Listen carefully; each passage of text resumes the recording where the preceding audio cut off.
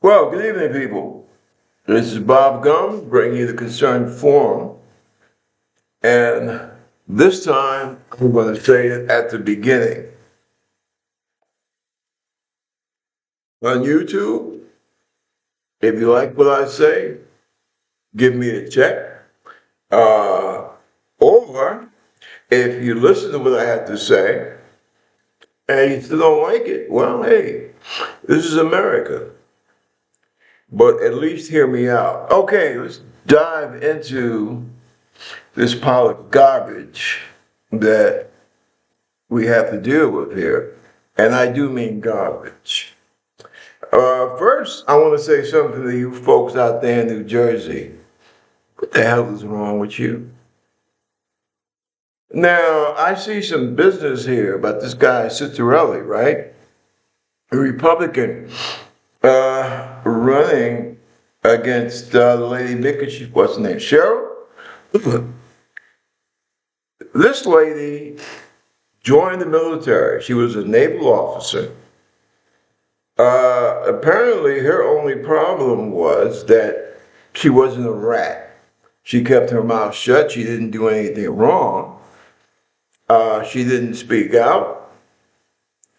And I'm sure all you good people out there in New Jersey, on the job, in your personal relationships, have never been faced with a moral dilemma about speaking out about something that you might yourself personally would not be comfortable with, but you felt that it was better to basically try and just stay out of it, just like, you know, your parents tell you to avoid bad company.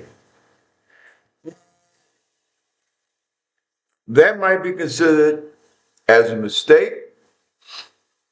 Where I come from, which is right across the river from Jersey, that's called not being a rat.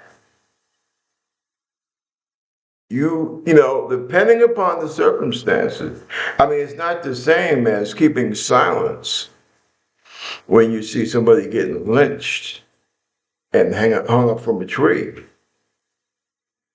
This was something different. This was something that happened about a bunch of kids. Because let's face it, when you go into Annapolis or West Point, you're still a kid. What are you, somewhere between 17 and 24? Something happened. I'm not privy to all the details. Apparently, it wasn't enough for her to be violated and bounced out of the academy. But she kept her silence. She went into the Navy, had a great career. As a matter of fact, I understand she was a lifesaver, got a medal for it. And this is the garbage that the Trump people have dug up because they want to keep New Jersey, or they want New Jersey into their fold. New Jersey, all you have to do is take a look across the country to the heartland and look at all those poor people that believed in Trump, believed in his lies, right? Who allowed Trump to appeal to their bigotry, to their worser instincts, and look what they have to show for it now. I know a whole bunch of farmers in the heartland, you know, have been committing suicide because of the fact that Trump's policies have caused them to essentially lose everything. So, hey, Jersey, if that's the road that you want to follow, you go for it. And then as your state, your democracy, crumbles down upon your ears, you have no one to blame but that person that you see in the mirror. Oh, and by the way, Citarelli, I don't think he has a military record. He's kind of like Donald Trump. But we know Trump was a coward. Anytime you got a guy that gets a deferment from the draft 5 times, claiming that his toes hurt. He's not somebody who I would want to watch my back. I mean, Republicans are always talking about manhood and blah, blah, blah. But it's funny that this is who they pick as their champion. A cowardly draft dodger who is now trying to influence the election in New Jersey. Oh, America. I don't know what to say about you folks sometimes. Things are right in front of your face. How they used to say, if it was a damn dog, it would have bit you. Now, moving on to this shutdown.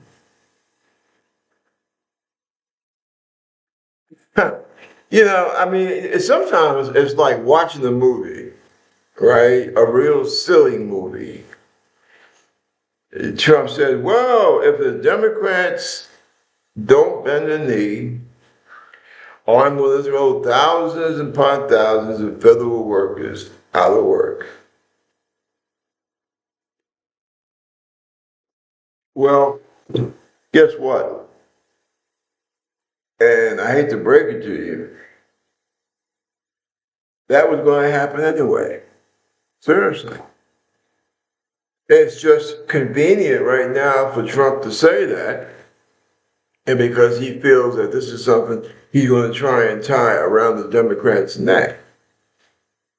Unfortunately, America has 2 problems: cowardly Democrats and the DNC, quite frankly. Because if you're not actively fighting tyranny, what the hell use are you? But that's what's going down, quite frankly.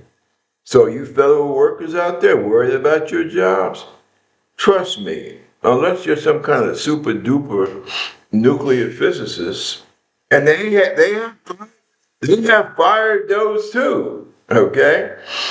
But if you are not at least on that level, might as well kiss your damn job goodbye, quite frankly.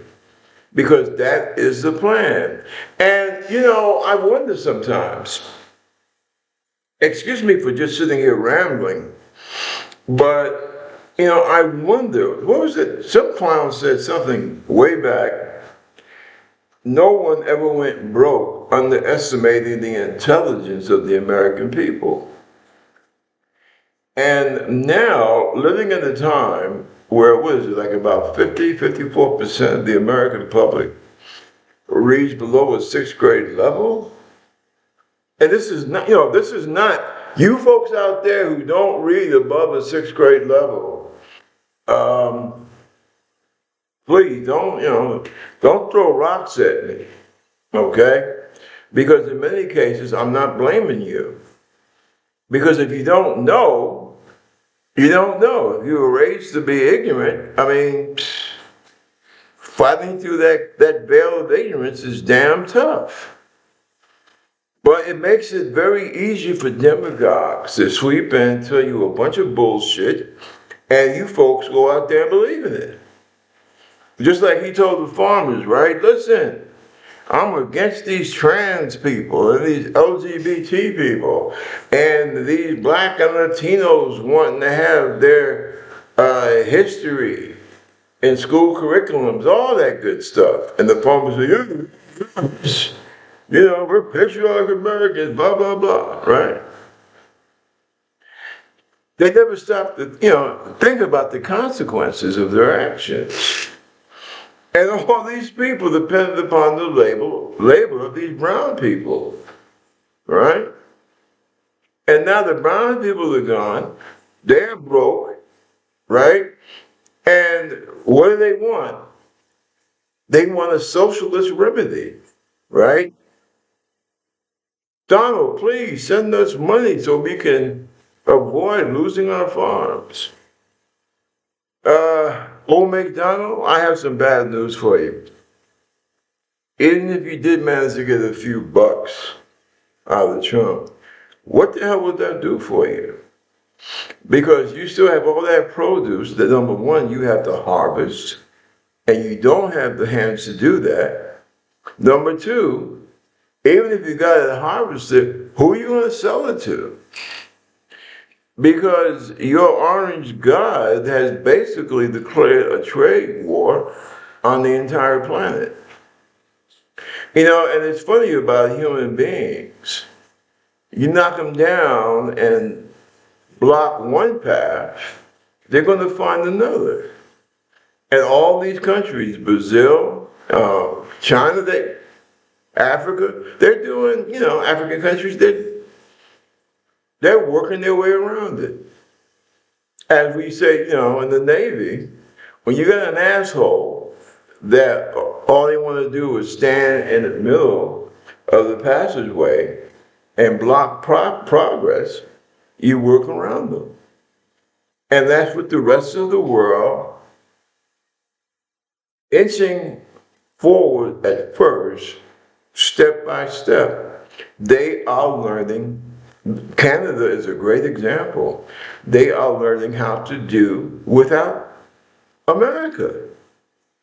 And now people are saying, well, listen, if the American people are that crazy to put someone like Donald Trump back in the White House, we can't deal with it. We're going to have to, you know, we're going to have to go elsewhere. I think one of the things that Americans don't understand is that they are about, what, 4% of the world's population. Oh. And the idea that 4% of the population is going to dictate to the other, what, 96% of the world, it was always, you know, it was crazy, you know. And I think this is the problem that a lot of Americans are really having a rough time adjusting to. That the only silver lining in the Trump Junta taking over, because that's what it is, folks. It's a junta, okay? It's a democratically elected junta, just like the Nazis were in Germany. Remember, Adolf Hitler and the Nazis did not shoot their way into power.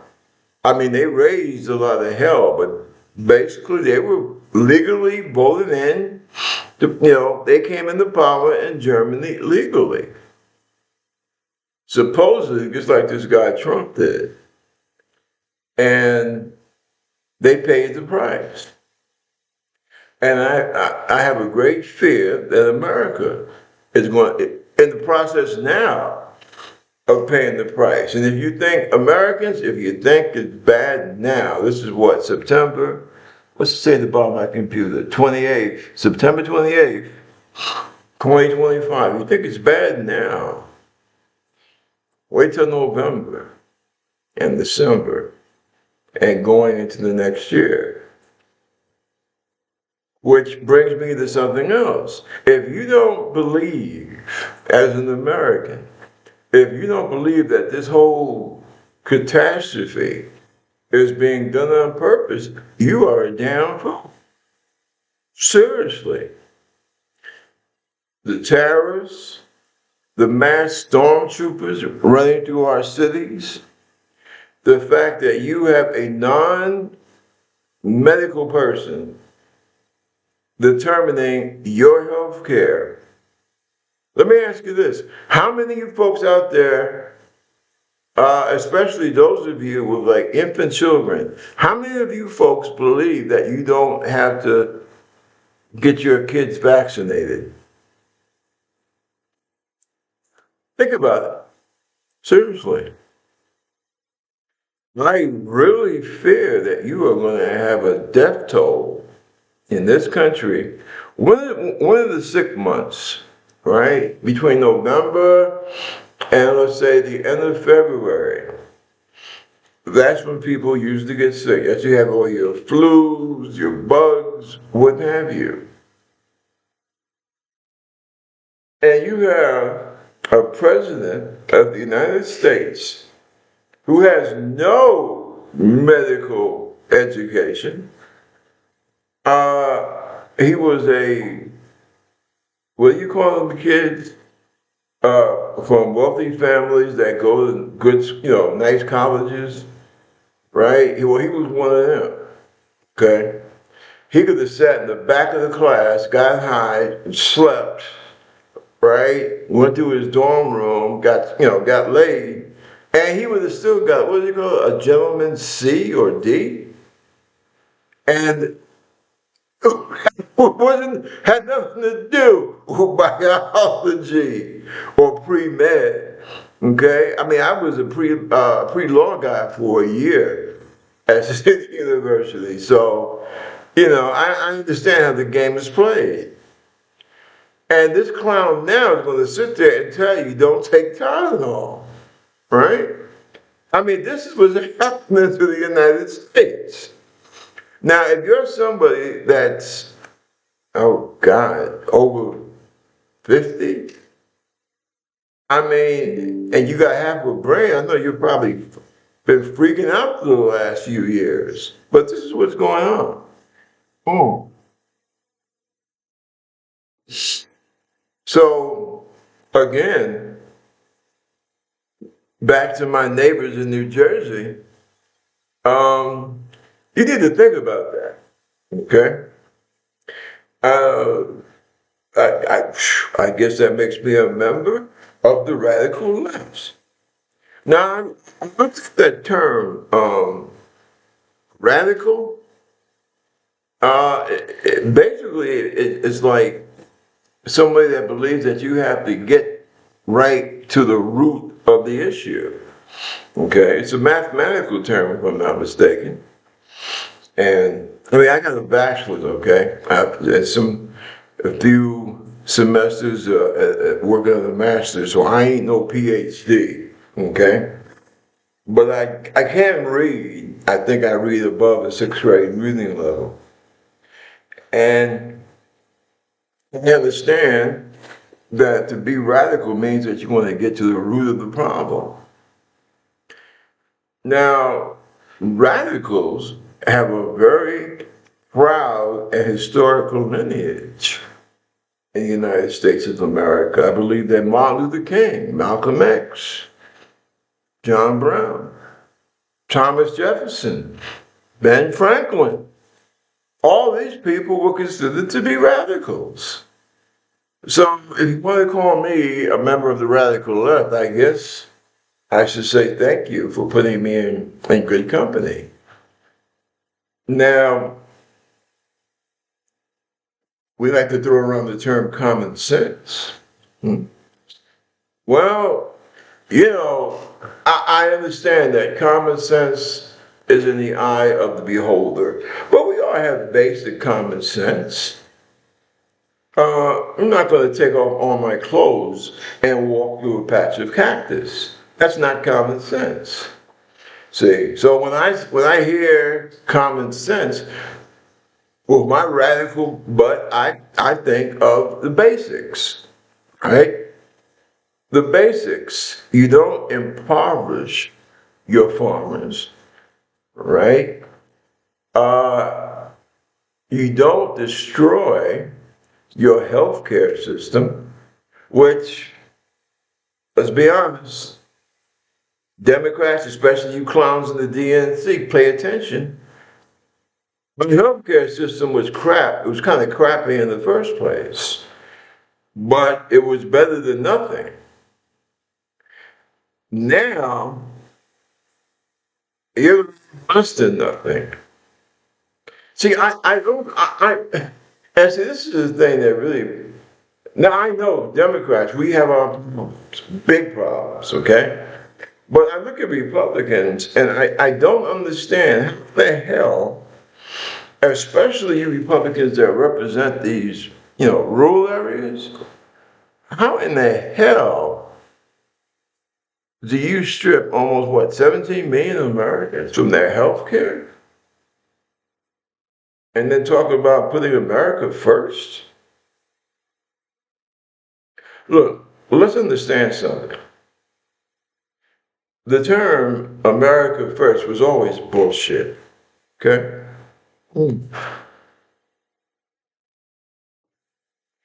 It came about in the mid to late 30s because of a very racist, bigoted Catholic priest and an aviation hero, Charles Lindbergh, right? Who felt that America was going to be dragged into a war to help Jews, okay? And the whole thing about the West, the so-called West, standing up to the Nazis, it wasn't just about, saving Jews. It was a good byproduct, okay? But it was about we, as civilized human beings, essentially making a stand that even in spite of the rampant racism that you had here in America at that time, there was like a certain red line. I tell you, it's funny, because I grew up, I have, I'm one of them kids that I came late, kind of later in life for my parents. And but right there in Harlem, right there in 112th Street, we had a lot of friends and neighbors. And I remember as a small child, you had these black men who were part of the Abraham Lincoln Brigade. And you need to start looking at your history to find out what the Abraham Lincoln Brigade was all about. These was a multi-ethnic, multiracial group of guys, primarily, that when Spain was being taken over by the fascists, these were American, black, white, ethnic, Irish and Italian men that went over and fought for the Republican side in Spain. We're talking 36, 37, 38, blah, blah, right? And a lot of these people were my neighbors, friends of my family, okay? And they had some very strong feelings about about that movement, America First, because they saw through it and they saw exactly what it was. It was about fascism, just like those who talk about Americans First. They're today's fascist. See, what that guy say? History don't repeat itself, but it rhymes. And this is what we're going through right now. Anytime you say that, well, America first, or Britain first, or Germany first, what is it? Deutschland über alles? Anytime you get into that type of thing, it's phony. It's a ploy, right? Because, for example, look at all the policies that Trump is putting out there, right? And look who's being hurt by it. Now, if I was just a sociopathic son of a bitch, as most Republicans are, I would sit up and laugh at the result of all these people that voted for Trump. The Latinos that voted for Trump, they're saying goodbye to their family and friends, because they're being deported, right? A lot of the white folks, even federal employees that voted for Trump, right? They've been fired, laid off, suspended, what have you, right?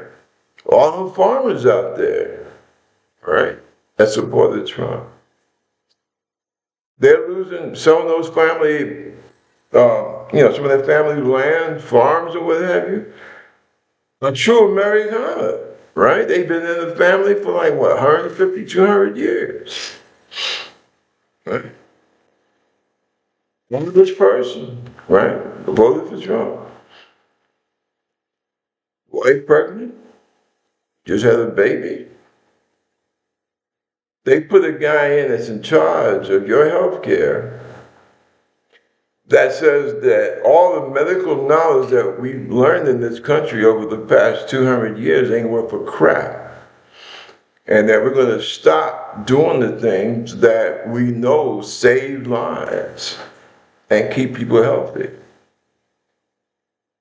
So, I mean, what are you going to say? Does that sound like a first to you? I mean, if that's what you see as America first, more power to you, brother. I don't see that. I really don't. This guy, Trump, he's been in the White House since what, January? What, 8, 9 months? And somehow his family has been able to make, what is it? I can't remember the exact figure, 3 billion or five, somewhere between 3 and 5 billion dollars. Okay? Hmm. That sound like America first to you? I guess, I guess it's my mediocre college education. I, I don't understand that. Me don't understand, right? And you see, anytime somebody tells you that, yeah, we're going to be first, we're number one, right? Listen, if you're a working class person and you hear somebody talking about we're going to, we're number one, my advice to you is run like hell, okay? Because you ain't number one. And for all you folks out there, especially of the Caucasian persuasion, that felt that voting for Trump, somehow you would be able to slap me and slap Rodriguez and slap that Asian guy, right? And slap that white woman with the college degree that says that her body is her choice. And slap that LGBT person and slap that trans person. Well, guess what? When you voted for Trump, you slapped your damn self. And now you have to live with it. And I tell you right now, my essential position, how I feel, well, let me see. I'm a veteran. I'm a disabled veteran. And between the Army, the Navy, and the Navy Reserve, and the Army Reserve, and the National Guard, I think I totaled something like about 26 years serving this country.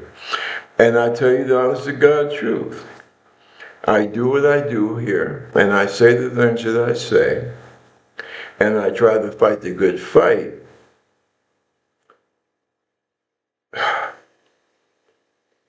And I'll be honest about it, I really don't know if it's going to do a damn bit of good.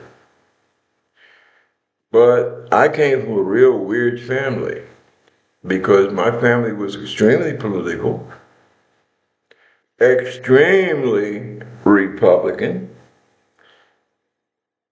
and also I was Catholic school educated. I'm a former Roman Catholic, and that was Catholicism of the 60s and early 70s. Not the bullshit that most of the American Roman Catholic Church has turned to now. As a matter of fact, the sad thing about the American Catholic Church is that they have basically embraced the same type of people that used to want to burn them. So, because of the whole thing with women and, the sexuality and blah, blah, blah, that's why, main reason why a few years after I came back from the Gulf War, I just left the Roman Catholic Church. See? But anyway, do I think that what I'm trying to do here will help? I'll be honest about it. I really don't know. I really don't know. All I know is that I have to do what I believe is right. I have to say what I believe is right. And I've always been like that. And it has cost me, believe me. That's why I left the Navy as a little petty officer instead of being a freaking admiral. Seriously. Unfortunately, in America, standing up for what we know is right, it will cost us. Okay? And please don't hand me this bullshit about Charlie Kirk being some kind of pioneer for free speech or any of that bullshit. Kirk was just as fascist and racist as the animals that you have in the White House today, and in that circle today. He spied on professors who he felt weren't saying the right thing. In communities, he would go to the city councils and spy on those people and try to accuse them of being communist or socialist sympathizers, all that kind of crazy crap. No, Charlie Kirk was no one's saint, unless you're a freaking Nazi. Sean Penn said something that really kind of ticked me off, and I had a lot more respect for Sean Penn, so I heard him say what he said. Oh. Something about the, hold on a second. Because I believe I wrote it down. Didn't I write that down? Okay. This was my Antifa, free speech, No.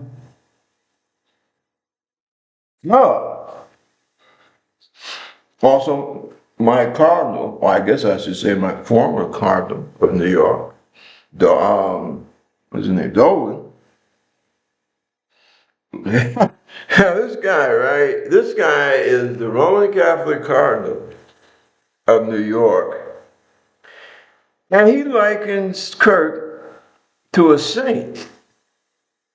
Now, I'm just trying to figure out now. In New York City proper, most of the Catholics are black, brown, and then you have Italian and Irish, right? What I'm trying to figure out, and Dolan, okay? Not trying to be funny, Dolan don't sound Hungarian to me, okay? It sounds Irish. Now, I'm not an expert on anything, but I'm experienced in a lot. And my experience being in the Catholic educational system from about the fourth grade until the beginning of my junior year in high school, and being surrounded, either being taught by or being classmates with a bunch of kids, Latino, Irish, Italian, and this guy is a cardinal for the Catholic Church. Catholic means universal, right? So I'm trying to understand, how can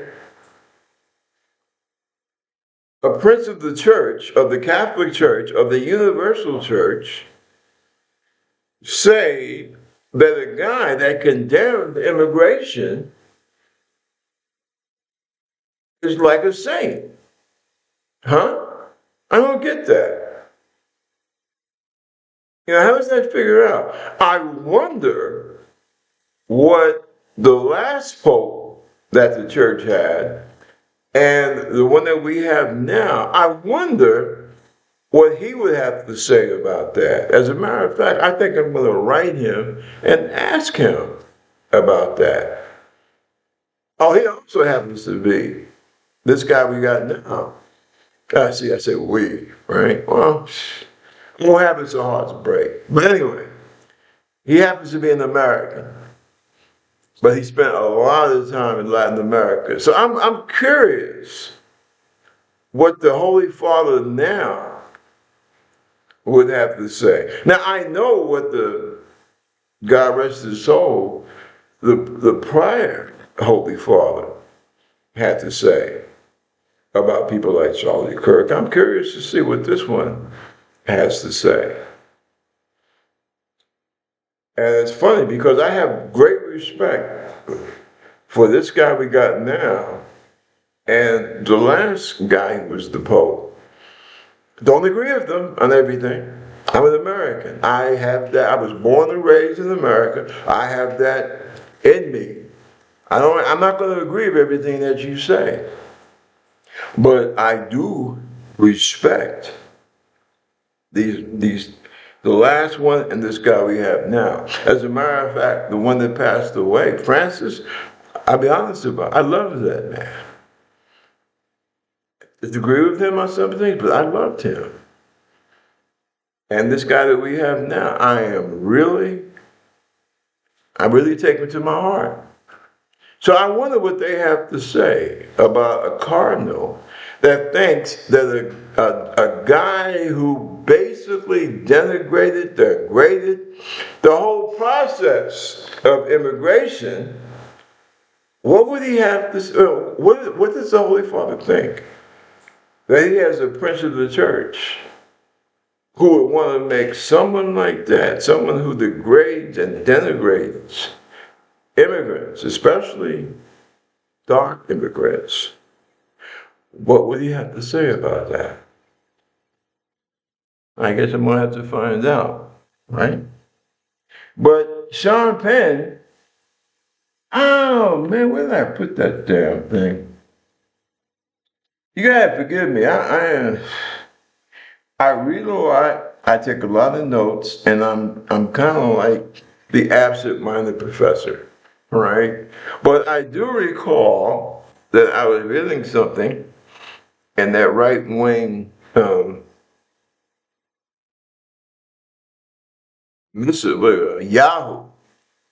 right? Yahoo always seems to like to cover up for MAGA and for Trump. But they had something there about Sean Penn basically trying to celebrate Charlie Kirk as some kind of free speech martyr. Come on, Sean, you better than that.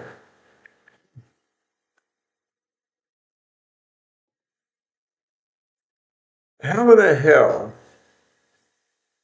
And I saw some black preachers, and anytime I see black preachers, black Christian preachers, dealing in reality, that uplifts me, right? Does my heart good. I'm not going to go into some of the issues I have with the black Christian church, especially the Protestant wing of black Protestant churches and their history in this country. A lot of it is very, very good history, very proud history. But they got their issues. But when I see black preachers standing up and saying, wait a minute, you want us to see Kirk as some kind of hero? No, not so fast. Yeah, that's good. That's a good thing. I would say to Sean Penn, no disrespect to the brother, but suppose I came by your house one day and said, you know what? Your mother has a small brain. How do you think Sean would react to that? Well, I think that if I did something that foul, I think that I would be lucky to get out of Sean Penn's presence with my life. Okay? I mean, I know, look, my late wife used to work right down the street from where Sean Penn used to live, there in Manhattan. Sean Penn ain't no punk, okay? So if somebody walked up to him and said, hey man, your mom's got a brain smaller than mine, I think that they would be asking for a busted jaw. Really, quite rightly so. You don't talk about people's mom. Okay? I'm from the hood. You don't talk about somebody's mom unless you are willing to get your ass kicked. Seriously. For this guy to say that me as a black man, I was never I was never qualified. My great-great-grands were never qualified to serve in the American military because of our low IQ. Hmm? And this is the people, this is the person. You know, this sorry little man who couldn't get into West Point. Yeah, he tried to get into West Point. He was rejected. Okay? I guess those folks at West Point could see something back then that a lot of these damn fools don't want to see now. They wouldn't let him in. So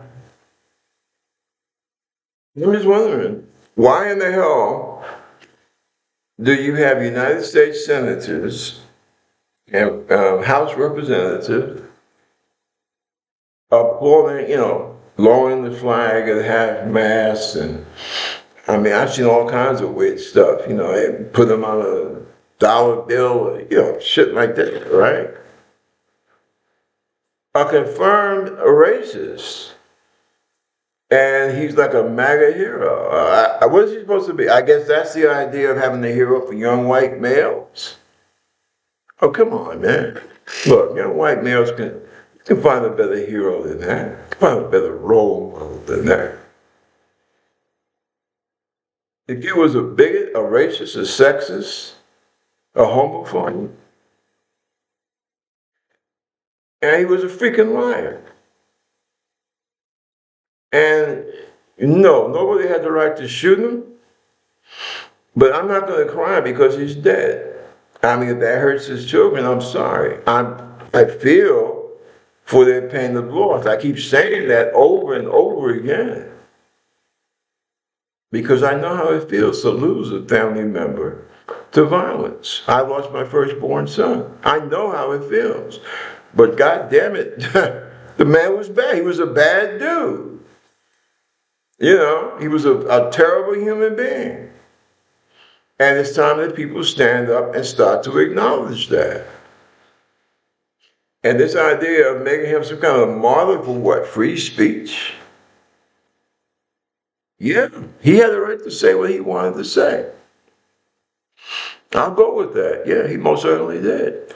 I ain't going to applaud him for that. You've got thousands of black and Latino and indigenous men and women who gave their lives in the service of their country. Their faces should be on a dollar bill. The flag should be a half-mast for them. Not for this goddamn West Point reject who spewed a bunch of hate. Yes, I can support his right to shoot his filthy mouth off. I most certainly do. And whoever took his life was wrong. Because we're supposed to be a civilized society, not barbarians. But damn it, don't try to make him a hero. And Cardinal Dolan, don't try and make this clown a prince of the church. Don't try and canonize him. And I'm extremely disappointed in the New York Archdiocese for even coming this close to giving the impression that somehow Charles Kirk was a life that should be celebrated. No. He was not white America's Martin Luther King. Okay? When the hell did you see Charlie Kirk out there standing with white workers on strike, white farmers who are losing their farms? And no, don't get it twisted. I am not, how should I say, shedding crocodile tears for white farmers, because you, old McDonald, you put yourself in this situation. You voted for this crap. That black Asian lady that you could have voted for, she warned you exactly what was happening, what would happen. And to move this conversation along, that's a funny thing. Was Kamala Harris the best candidate? Probably not. I don't think the girl, I mean, she really didn't have a chance once Biden's staff, between Biden's staff and the DNC and some of these old fossils, elected Democrats, got their hooks into her, into her campaign. She didn't have a freaking chance, to be honest about it. Remember, she did not lose by no damn landslide, okay? But all you folks out there who don't have a job, who've seen your so-called illegal wives and husbands deported, you think about that.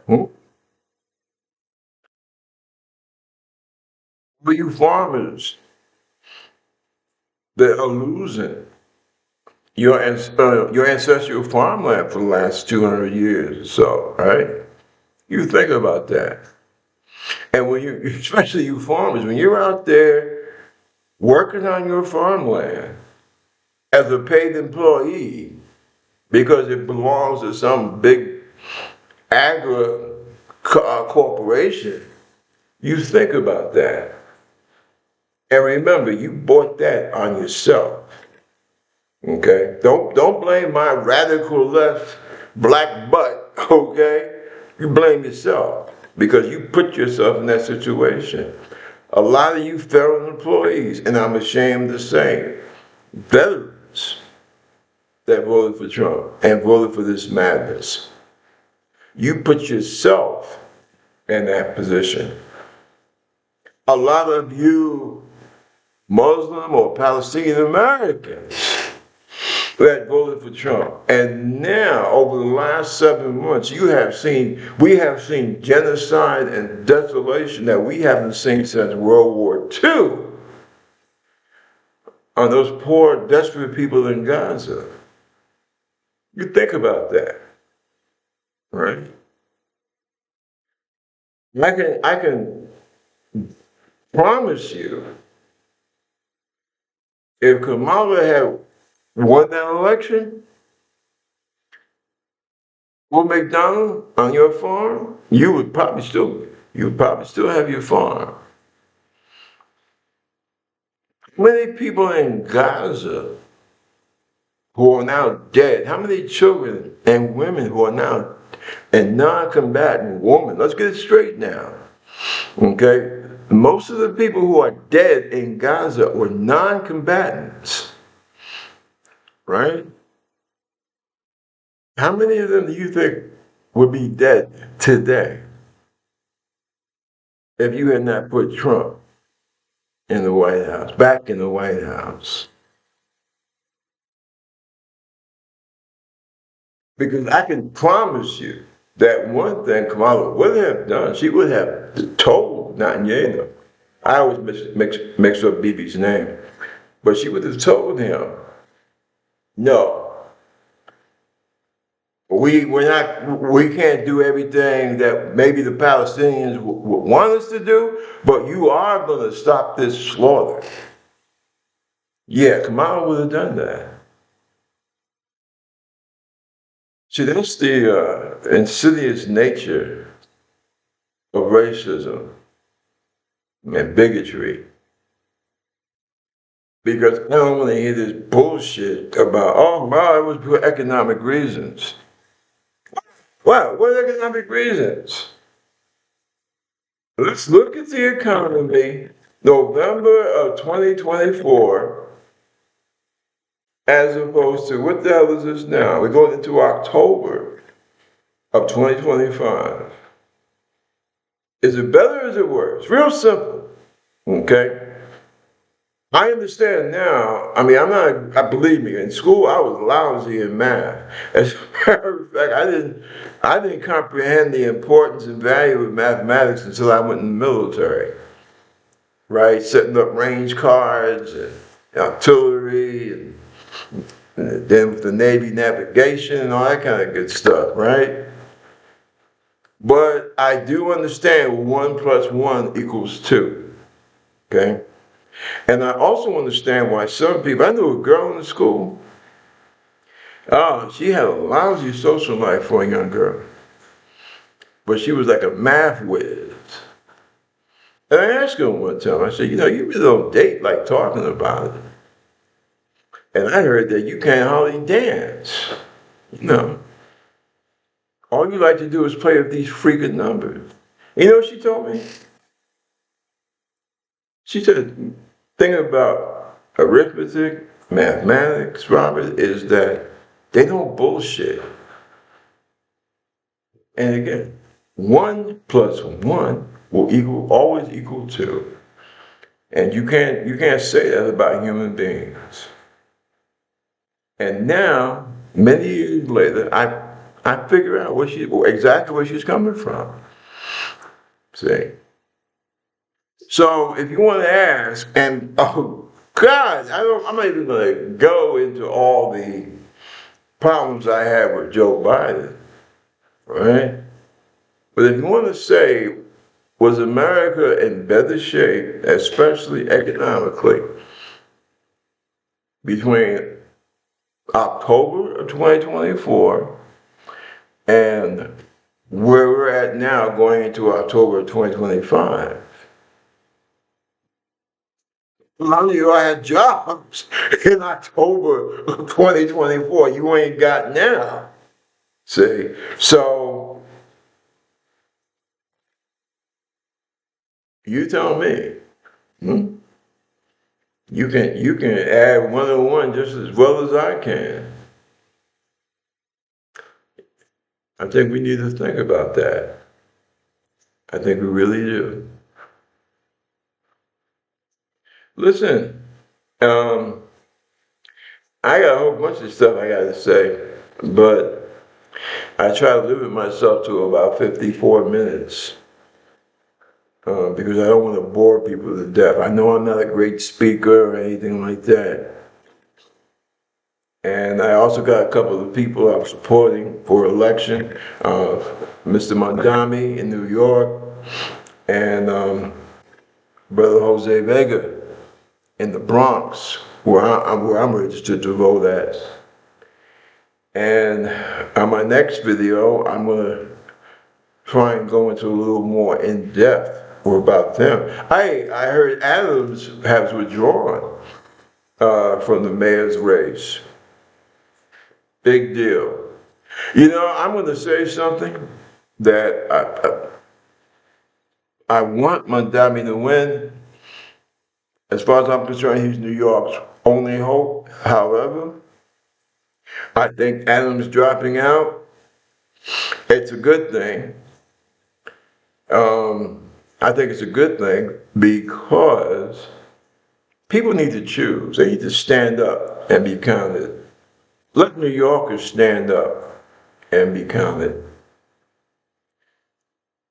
Cuomo represents everything that has been failing over the last decade or so in New York, in this country, in the Democratic Party. This guy basically, he's funded by AIPAC and other people that don't give a good damn about the average working person in New York. And we know that Mondami is the exact opposite.